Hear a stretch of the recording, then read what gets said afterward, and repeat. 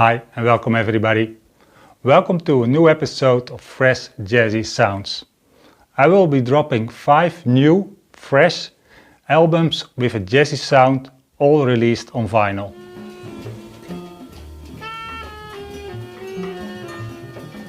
And we start off with this fantastic album by the Organic Pulse Ensemble. I think many of you already know that the Organic Pulse Ensemble isn't really an ensemble, it's just one person. It is Gustav Horney who is playing all the instruments. And what makes it even more amazing if you see the batch of instruments he is playing. On the back cover of the sleeve you have a small impression of all the instruments he is playing.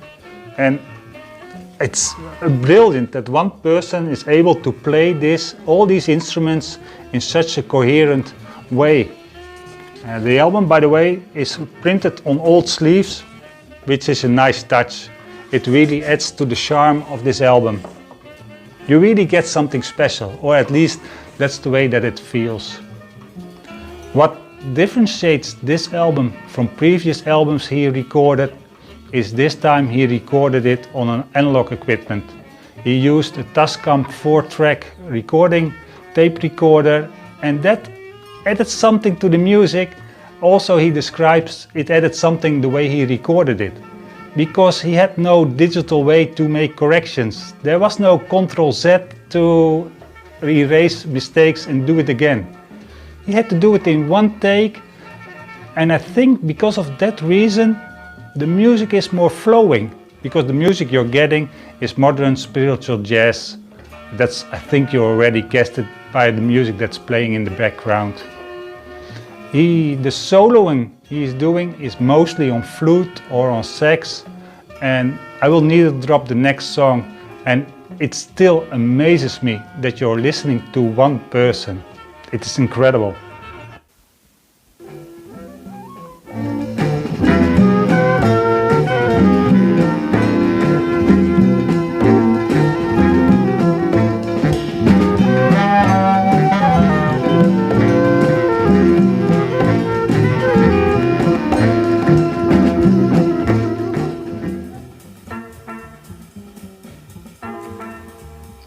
And the next album on the turntable is by Larry Manteca.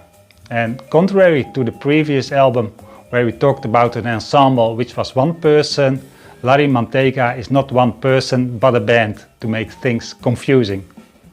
The album is released as a library album, and it certainly has the touch and feel of a library album.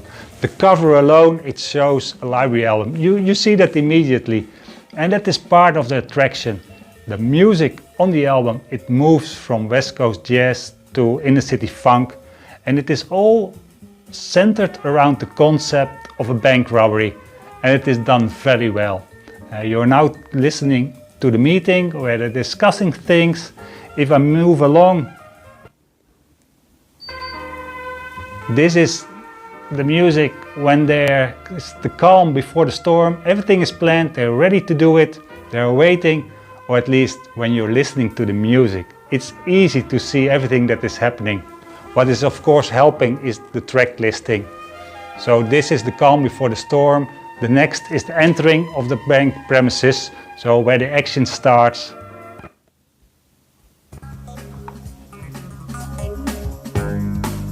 And that's where it's getting funky. You get a little bit of everything. And that's really fun about this album. It is part of a series. This is part volume 1. This is volume 2, which is more of an underwater scenes. It's not as jazzy, that's why I did not include it in this video, but it's certainly, if you like 70s library music from Italian or Italy by Italian musicians, these are the ones to get. The music is so good. It really grabs back to that music. And it has that special feel well, what you look for in a library album, a mix a little bit of genres, but still very jazzy and very groovy.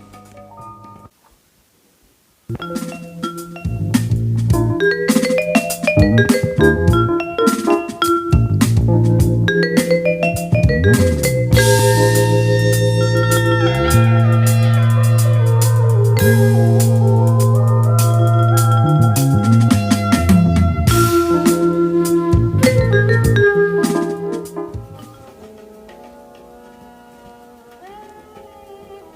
next album certainly moves in the same direction as the previous album. It has a clear library feel. It's an album by Greg Folk, and many of you know Greg Folk is a virtuosic jazz pianist. This album is released at the end of 2024 and it moves in a landscape with different themes, typical for a library album in that sense. And all the tracks have a connection to early science fiction, or many have a connection to early science fiction from the 20th century. And I think mainly for books. The Greg Folk certainly has an affection with science fiction, the sound, the stories, the background. You can feel that in a lot of his music, although every album brings something new. It can be in the music, it can be in the instrumentation, and that's also true for this one. On this one, he is joined by Catherine Forden and she plays the cor anglais. And I had no idea what a cor anglais was. I had to look it up. Turns out it is an English horn. It isn't coming from England, although it is called English horn. It is from the central part of Europe, and it is a kind of a mix between a sax and a flute.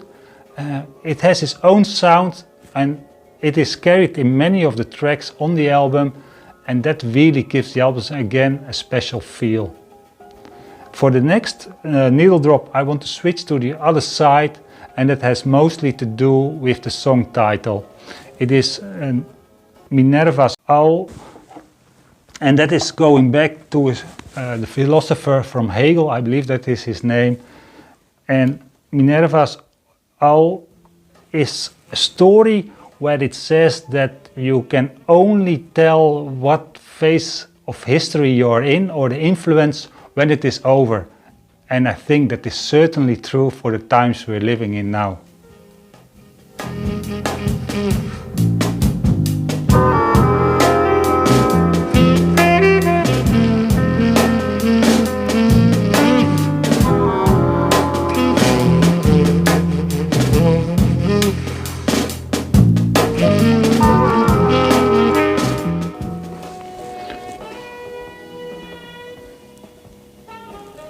Life can make many unexpected turns, and this album is the musical life journey of Anna Maria Nordström.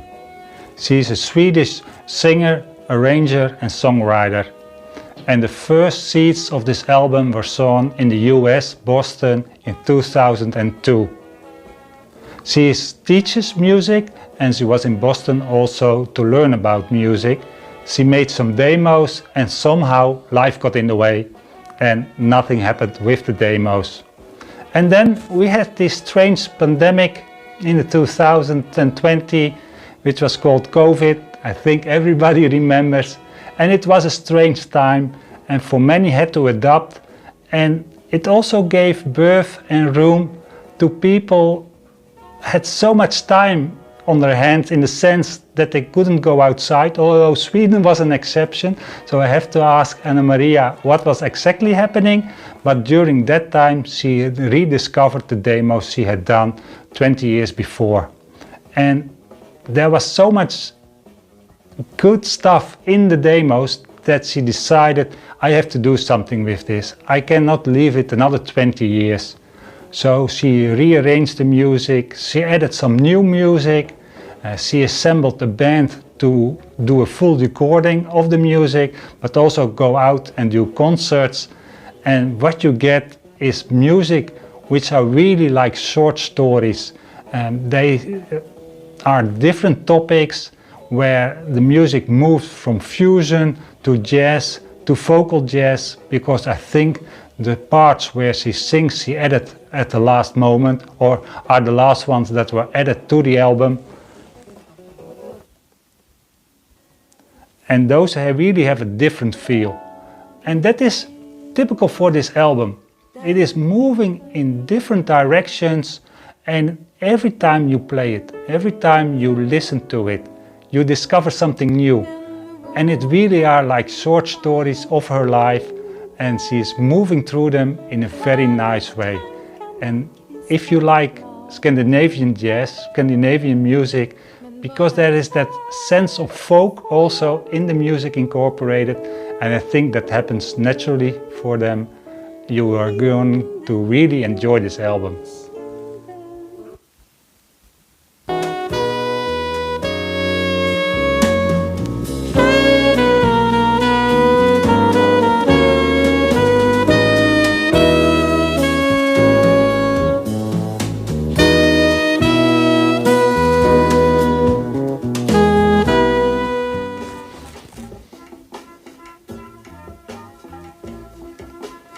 For the next album we stay in Scandinavia and we move to Finland, a cold Finland. Or at least that is what I'm imagining when I'm listening to this music, that it's cold outside. The album is by Pascal and the Baja Race, and there are 4 people, and it really sounds as the 4 of them got together. From the outside it was cold, inside the rehearsal room it was warm, and they started jamming and making music.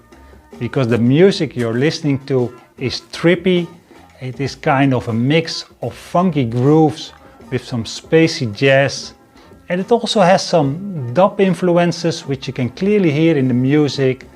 It is clearly a jam, they are exploring different themes and going in different directions, always coming together.